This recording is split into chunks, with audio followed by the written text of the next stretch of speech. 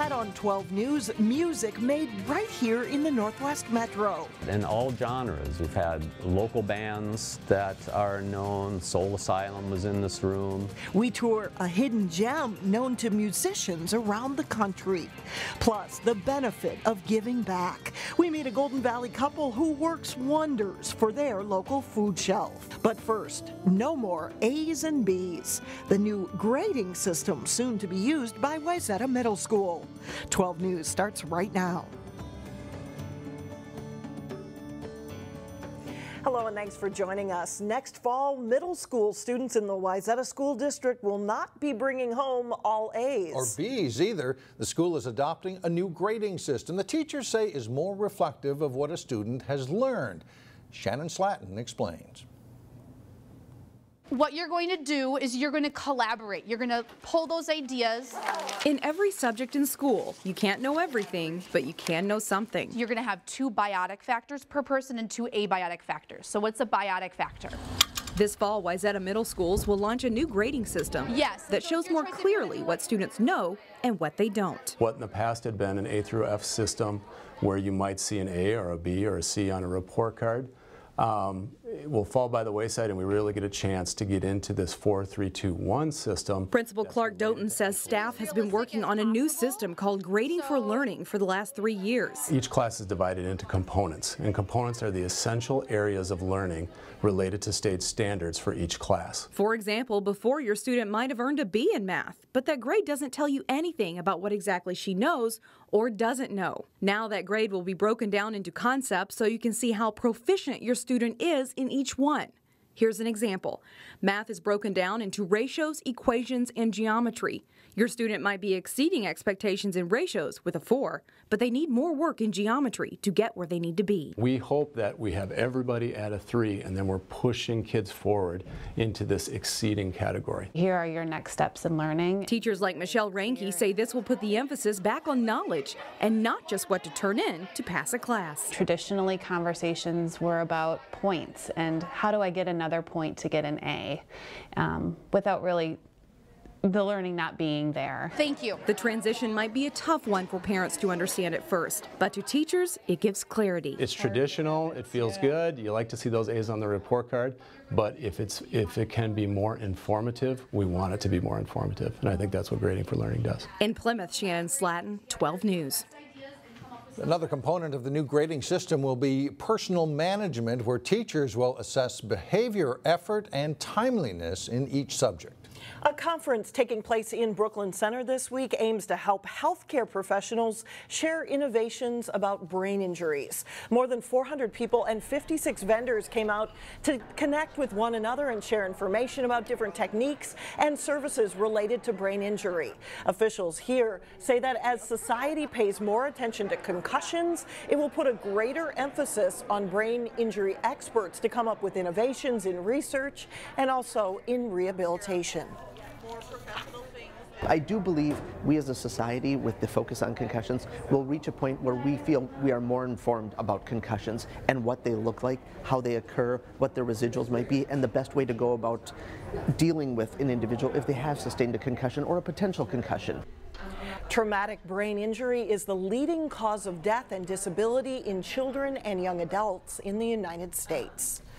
Your commute through the West Metro is going to become a lot more difficult starting next week. Beginning Monday at 8 p.m., MnDOT crews will close one lane of traffic on Interstate 494 heading south. That leaves only 2 lanes of traffic on 494 between Interstate 694 and 394. The left lane on westbound 694 to southbound 494 will close as well. This is the final step of a 2-year project that includes adding new lanes, repairing bridges, and building new sound walls. Construction will finish in November. Our beautiful weather comes just in time for a big outdoor cleanup project Saturday designed to protect area lakes and waterways from pollution. In honor of the upcoming Earth Day, the great Shingle Creek Watershed cleanup kicks off Saturday morning in a number of Northwest area cities, and that includes a New Hope at New Hope's Meadow Lake Park. The public is invited to come out and help pick up debris and litter around the lake and also help plant new trees and shrubs starting at 9 o'clock Saturday. The city will provide the trash bags and the tools and the trees and the shrubs to plant.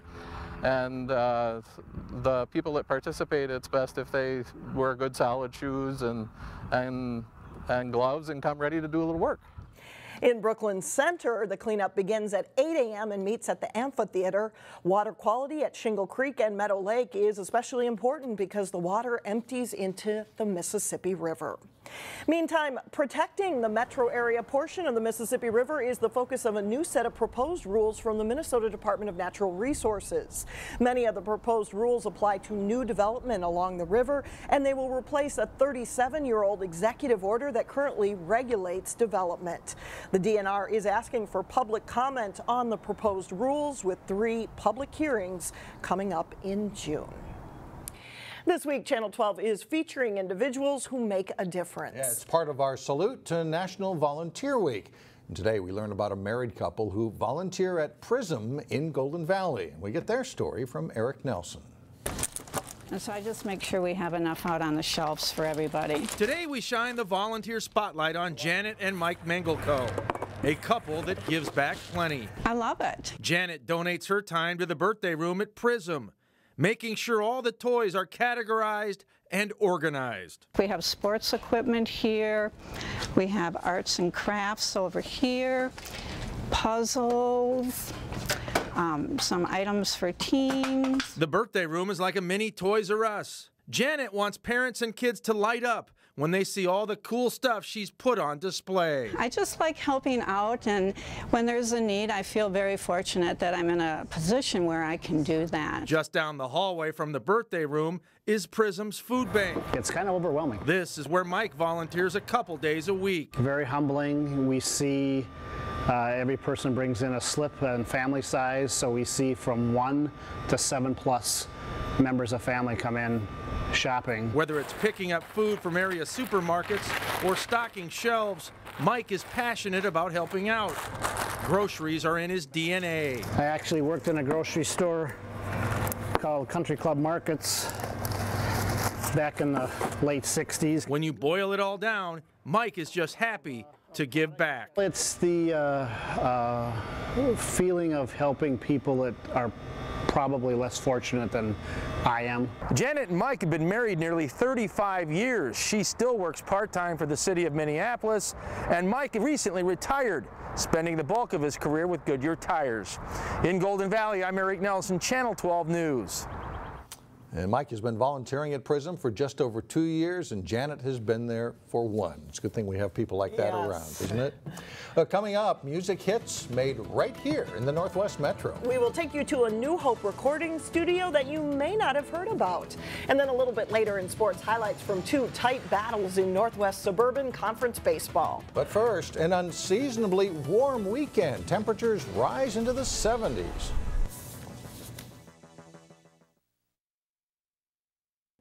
A lot of big-time music makers are spending time in New Hope. Yeah, the city is home to Winterland Studio, and reporter Sonia Goins has more on this hidden music gem.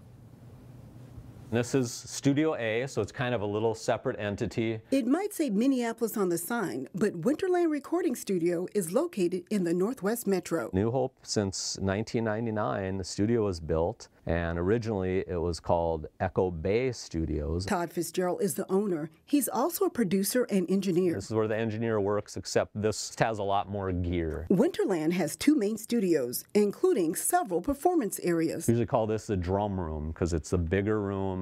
For drums, you need an open room to capture the sound. Some big-time stars have perfected their craft in this very room. We've had J. Cole, Tim Mahoney, G.B. Layton, Soul Asylum was in this room. Lenny Kravitz, he was right in here. He did some acoustic guitar and vocals. High-tech equipment and experienced technicians are a big draw. It's essentially one of the nicest consoles in the world. You see this in some studios in L.A., New York, Nashville. Old school flavor is also well sought after. Hello to Fitzgerald is very passionate about what he does. I'm a music fan. That's why I got into this. He's got an ear for what sounds good. It's all the different tracks. You can see all the different instruments. Although Todd has been in the music business for more than 20 years. It's always a learning experience, working with artists that are at the top of their game and really good at their craft. He says good music will never change its tune. I learn just watching what they do and how they do it. Every session, I'm able to learn something. In New Hope, Sonia Goins, 12 News. The company is also into movie production. Winterland Pictures was involved in the film I Am Not a Serial Killer, which is being featured at several movie festivals. It's a who knew? Yeah, exactly, right in the backyard. Right there. Yep. That's it. Coming up, a Bigfoot sighting on the North Hennepin College campus. But first, in sports, the Osseo football program has a new head coach. Jay Wilcox has that and more when we come back. Jay Wilcox with sports now, and parents and players alike, time to get to know a new football coach. That's right. At Osseo, they've been wondering, of course, after they lost their previous coach, you know, who's going to be the guy, and now they found it out. A little less than 3 months after Darren Lampker resigned as the head football coach at Osseo, a new coach is now in place. Ryan Stockhouse today was named the Orioles' new coach. Stockhouse is a 2008 Augsburg College graduate. He's coached at Minneapolis Southwest High School as the team's defensive coordinator and also at Holy Angels. At Holy Angels, he was the Stars' defensive and special teams coordinator. Lampker resigned in January after 11 seasons as Osseo's coach to become an assistant football coach at Edina. Stockhouse will meet with football parents Saturday morning at Osseo and then be at the Osseo Football Association Youth Football Clinic at the Maple Grove Dome. Well, Maple Grove and Champlin Park figure to be two of the top contenders in Northwest Suburban Conference baseball this spring, and they met up as the Crimson paid a visit to the Rebels. And this one's a real pitcher's duel. Champlin Park's Cole Albers gets the strikeout in the second inning. He tosses a two-hitter. After control problems in the first inning, Maple Grove's Bubba Horton finds a groove, and he throws a one-hitter for the Crimson. The Crimson take a 1-0 lead in the fourth, and the sixth, the Rebels looking for a run, but Lucas Burrington throws out the runner to end the frame. In the bottom of the seventh, the Rebels get the tying run to third, but Horton gets a huge strikeout, and it's game over as Maple Grove wins 1-0. The Totino-Grace baseball team won the Northwest Suburban Conference title last spring. The Eagles put their 1-0 record on the line Thursday on a cloudless day at Osseo against the Orioles. Tied at 1 in the third inning when Eric Lyons hits a single to center field. A run scores as Anthony Fetzik comes in. The Orioles take a 2-1 lead. Two batters later, Cameron Perna drives the ball to deep right, and this one carries all the way to the fence. Matt Bezdicek comes all the way around from first base to score, and the Orioles are up 3-1 through 3. Same score in the fifth, and Daniel Jacob sends a pitch deep to center. This ball gets to the wall.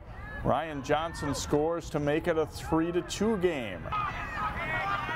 Jacob Zerbe is the next batter for the Eagles, and he singles to center. Jacob will slide in with the tying run as Grace rallies to even things up. Still in the fifth inning, and Kyle Halverson lifts a fly ball to center. Matt Bezdicek makes a nice catch in a tough wind condition, but it's deep enough to score Zerbe from third base, and that turns out to be the winning run as Grace takes it over Osseo 4-3. Cooper and Benilde-St. Margaret's have had some pretty good softball matchups, first in the old North Suburban Conference and now in the Metro West. And they met up Thursday at Benilde.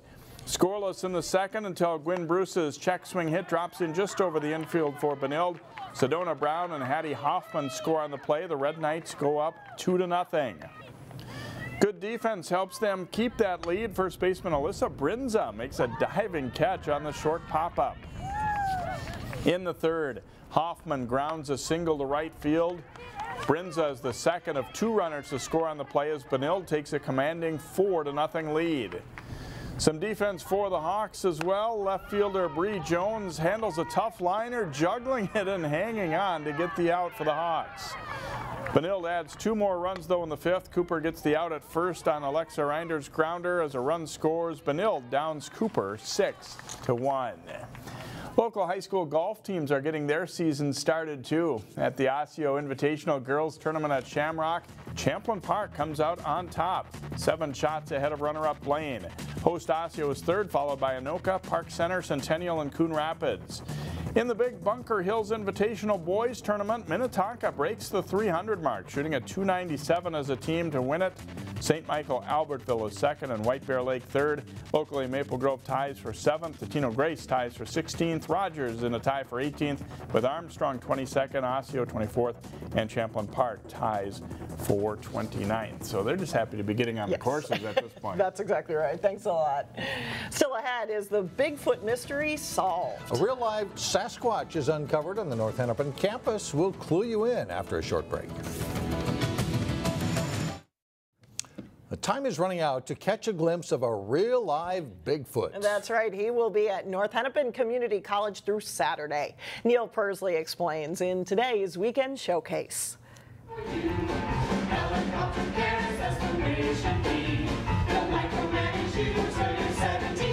Our story begins in Columbia National Forest, where you might expect to find a Bigfoot. After young Sam gets lost in the woods, he meets Arthur, a very articulate talking Sasquatch, who also happens to be lost in the forest. I'm a Sasquatch, a large North American forest-dwelling primate. And he can talk, and he's quite civilized. Arthur is very disturbed at the media's portrayal of his kind. Your human media depicts me as a hairy, smelly, big-footed monster of the woods, but as you can see, that stereotype is grossly exaggerated. Phil Darg, one of our alumni from the 1980s, had previously written this new musical called Sasquatch, and I said, it'd be kind of nice if we actually did Sasquatched here on our campus. So in honor of North Hennepin Community College's 50th anniversary, they brought the production to life. Jenny Ryerson-Nauman plays Pat the Park Ranger. Things have been getting kind of crazy in the park lately, and the discovery of a Sasquatch. So what her job right now is to keep Arthur safe in his species and not let the town go crazy, because if people find out there's a Sasquatch, then everyone's going to come and trample through the town and destroy everything. Sam and Arthur help each other out and are eventually all right, but not before some amusing scenes with a reality television crew that's shown up to find the alleged Sasquatch and some of the town locals looking to cash in on the hubbub of a Bigfoot sighting. It's a lot of fun, and it's a family-friendly show, which is nice because then people can bring their kids. I give the show a rating of SA, appropriate for all Sasquatch Americans.